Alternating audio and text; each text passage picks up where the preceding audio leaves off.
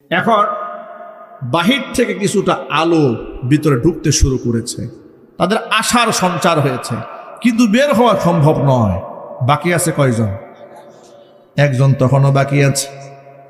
তৃতীয় ব্যক্তি আল্লাহর কাছে হাত তুলেছে, রব্বুল আলামিন, আমার বাড়িতে দিন মজুরেরা কাজ করত, গরিব মানুষরা কাজ করে, সব সময় সকলকে পারিশ্রমিক দিয়ে বিদায় করে দেই।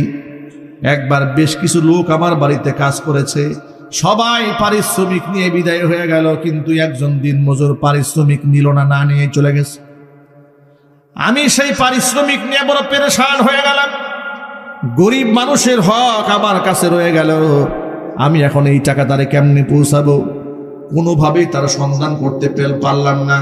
সর্বশেষ ওই টাকা দিয়া ওই ব্যক্তির নামে একটা ছাগল কিনলাম, ছাগল থেকে বাচ্চা হলো, আবার সেটা বিক্রি করে আমি গরু কিনলাম, গাভী কিনলাম, সেখান থেকে বাচ্চা হলো, বিক্রি করে উট কিনলাম, ছাগল কিনলাম, ভেড়া বকরি, অনেক কিছু কিনে ফেললাম। ওই টাকা দিয়ে প্রফিট হয়ে গেল। আমি গরু প্রান্তরে সেগুলাকে রেখে দিলাম। দীর্ঘদিন পরে ওই লোকটা এসেছে আমার বাড়িতে, এসে বলল, ভাই, আপনার কাছে আমার কিছু পাওনা টাকা ছিল, যদি আপনি আমাকে দিয়ে দিতেন।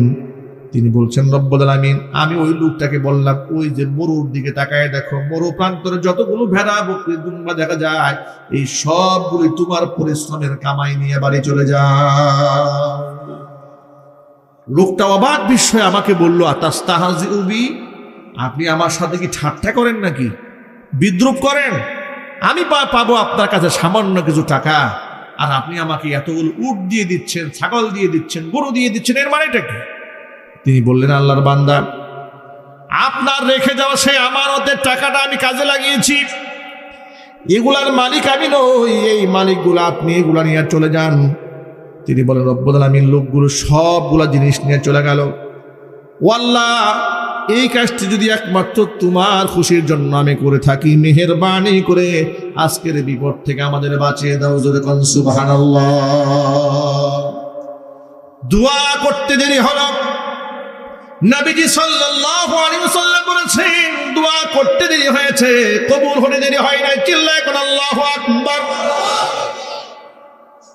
আল্লাহ তাআলা সাথে সাথে পাথরটাকে পরিপূর্ণ সরাইয়া তাদের জন্য গর্তের মুখটা উন্মুক্ত করে দিলেন। অনেকগুলো শিক্ষা এখানে আছে। এক নাম্বার শিক্ষা হচ্ছে, আখলিসুদ দীনাকা ইয়াকফিকাল আমালুল কালিল। আমল অল্প হোক না কেন, যদি আপনি একমাত্র আল্লাহর খুশির জন্য কোনো কাজ করেন, পরকালে নাজাতের জন্য যথেষ্ট হয়ে যাবে, আমল অল্প হলেও। দ্বিতীয় নাম্বার শিক্ষা হলো, ইখলাসের সাথে কোনো আমল করলে শুধু পরকালেই সওয়াব পাওয়া যাবে তা নয়, দুনিয়ার বিপদ থেকে আল্লাহ রব্বুল আলামিন ভালো আমলের বিনিময়ে বিপদ থেকে বাঁচিয়ে দেবেন। তিন নাম্বার শিক্ষা এখানে আছে। আমার সামনে অসংখ্য যুবকেরা বসে আছেন। অনেক যুবকেরা নামাজও পড়ে, রোজাও রাখে, হজও করে, উমরাও করে, যাকাতও দেয়, আবার অনেকে নামাজ কালাম পড়ে না। যারা নামাজ কালাম পড়ে না, আল্লাহ পাক নামাজি বানায় দেন। জোরে কোন আমিন, আরো জোরে কোন আমিন। কিন্তু নামাজ কালাম পড়ার পরেও, নিজেকে মুসলমান দাবি করার পরেও অনেক যুবকেরা অন্যায় প্রেমের মধ্যে হাবুডুবু খায়। ঠিক কিনা বলেন? গার্মেন্টসের আমার বোনেরা থাকে, কিংবা স্কুল, কলেজ, ইউনিভার্সিটি, বিশ্ববিদ্যালয় আমাদের বোনেরা আছে, তাদের সাথে অন্যায় সম্পর্ক রাখে। জোরে জোরে কোন নাউজুবিল্লাহ। মনে রাখবেন যুবক ভাইরা আমার, অন্যায় সম্পর্ক রাখবেন না, প্রয়োজনে বিবাহ করবেন আল্লাহর হুকুম অনুযায়ী। ইসলামের দৃষ্টিতে বিবাহ করা একদম সহজ আমল। ঠিক কিনা বলেন? ইসলামে বিবাহ করা কি কঠিন কাজ নাকি? একদম সহজ কাজ হচ্ছে বিবাহ করা, কিন্তু জিনা ব্যভিচার করা এটা ইসলামে অনেক মারাত্মক কঠিন হস্তে দমন করা হয়েছে। আল্লাহু আকবার বলেন। কিন্তু আমাদের সমাজ ব্যবস্থা পুরো উল্টা করে দিয়েছে। বিবাহকে কঠিন বানিয়ে দিয়েছে, জিনা ব্যভিচারকে সহজ করে দিয়েছে। যার ধরুন বিবাহের জন্য আইন আছে, 18 বছর আগে মেয়েকে বিবাহ দেওয়া যাবে না, কিন্তু 14 বছরের মেয়ে যে চুটাইয়া প্রেম করতেছে, কোনো অসুবিধা নেই। কথা বলে না কেন? বাস্তবতা সমাজে আছে না নাই? ক্লাস 5-এ পরে প্রেম করে ভেঙে গেছে। গতকালকেও অনলাইনে দেখেছি, ছোট্ট এক বাচ্চা মেয়ে চলে গেছে এক ছেলের সাথে। সাংবাদিক জিজ্ঞেস করে যে এটাকে ছোট মেয়ে, পেচ্ছি মেয়ে, ক্লাস 6-এ পড়ে না 5-এ পড়ে। সে মেয়ে বলছে এটা আমার বয়ফ্রেন্ড। নাউজুবিল্লাহ বলবেন। দেখলে মনে হয় যে কচু গাছের লোকেরা দৌড়ে দিয়ে গিয়ে একটুক মেয়ে বলে এটা আমার বয়ফ্রেন্ড। কি লজ্জা, কি শরম, কি নির্লজ্জতা এগুলো। যুবক ভাইরা মনে রাখবেন এই কথা, শুধু লজ্জা স্থান দিয়ে জিনা করার নাম জিনা নয়। চোখের জিনা আছে, হাতেরও জিনা আছে, অন্তরেরও জিনা আছে, না নাই? আল্লাহর কসম আমি বানিয়ে একটি কথাও বলছি না।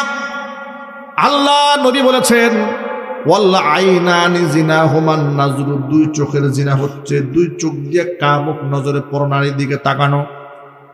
ওয়াল উযুনানি জিনাহুমাল ইস্তেমা, দুই কানের জিনা হচ্ছে গভীর মনোযোগ সহকারে একজনের কথাকে শ্রবণ করা। 3 নাম্বার হাতের জিনা হচ্ছে হাত দিয়ে স্পর্শ করা। অন্তরের জিনা হচ্ছে মনে মনে বাজে কল্পনা করা। পায়ের জিনা হচ্ছে পা দিয়ে এগিয়ে যাওয়া। লজ্জাস্থান সেটাকে আমলে বাস্তবায়ন করে। জুরে কোন নাউযুবিল্লাহ। মাইকের আওয়াজ বাহিরে যাচ্ছে, অসংখ্য মায়েরা বোনেরা আমার কণ্ঠের আওয়াজ শুনতে পাচ্ছেন। মায়েরা বোনেরা সাবধান, নিজেকে বেপরদার মাধ্যমে পর পুরুষের সামনে কোনোদিন উপস্থাপিত করবেন না। কসম আল্লাহর, দাম থাকবে না, দাম থাকবে না। কারণ যে জিনিস সহজে পাওয়া যায়, সস্তায় পাওয়া যায়, সমাজে তার মূল্য থাকে না। সমাজে ছাগলের দাম বেশি না হরিণের দাম বেশি? জুড়ে বলেন। ছাগল এভেলেবেল পাওয়া যায়, রাস্তাঘাটে যেখানে সেখানে পেশাব করে দেয়, পায়খানা করে দেয়। এই জন্য ওর দাম নাই। লোকেরা ছাগল দিয়ে গালি দিয়ে বলে তুই একটা ছাগল। যাকে গালি দেওয়া হয়েছে ও আরো কয়েক গুণ ক্ষিপ্ত হয়, বলে তুই একটা রাম ছাগল। আরেকজনে বলে তুই একটা পাঠা। ঠিক কিনা বলেন? এর মানে ছাগল এভেলেবেল পাওয়া যায়, ছাগল দিয়ে মানুষ গালি দেয়। হরিণকে সবসময় পাওয়া যায় না, দাম বেড়ে গেছে। হরিণের উপমা দিয়ে মানুষ প্রশংসার উপমা দেয়। তুমি দেখতে দারুণ সুন্দরী, চোখটা টানা টানা হরিণের মতো। সুবহানাল্লাহ বলেন। এক লোক একটা গাড়ি কিনেছে অনেকদিন আগে। আমাকে একদিন বলছে হুজুর আমি একটা হরিণ কিনেছি। আমাকে বলতেছে, আমি মনে মনে ভাবলাম এই লোক হঠাৎ করে হরিণ কিনবে কেন? বলে আমি একটা হরিণ দেখাবো। আমাকে বলতেছে আপনাকে একটা হরিণ দেখাবো। উত্তরাতে আমাকে নিয়ে গেছে বাড়িতে, গিয়ে দেখি একটা গাড়ি। তো হুজুর এইটা আমার হরিণ। আমি চিন্তা করলাম একটা গাড়ি কিনে আমাকে হরিণ দেখাচ্ছে। এর মানে প্রশংসার উপমা দিচ্ছে কি দিয়ে? হরিণ দিয়ে। কেন? জঙ্গলে থাকে, অ্যাভেলেবেল পাওয়া যায় না। যে সমস্ত মেয়েরা পর্দায় থাকে তারা হচ্ছে ঝিনুকের মধ্যে আবৃত মুক্তার দানার মতো। রাস্তাঘাটে পুঁতি পাওয়া যায়, 10-20 টাকার পুঁতির মালা পাওয়া যায়, কোনো মূল্য নাই। এগুলো ক্যানভাস করেও বিক্রি করা যায় না। কিন্তু মুক্তা, এটাকে কত দাম, লাখ টাকার উপরে মুক্তার মালার দাম। সেই মুক্তার দামটা বাড়লো কেন? বেড়েছে এই জন্য সে ঝিনুকের মধ্যে নিজেকে আবৃত করে রেখেছে, দাম আল্লাহ পাক বাড়িয়ে দিয়েছে।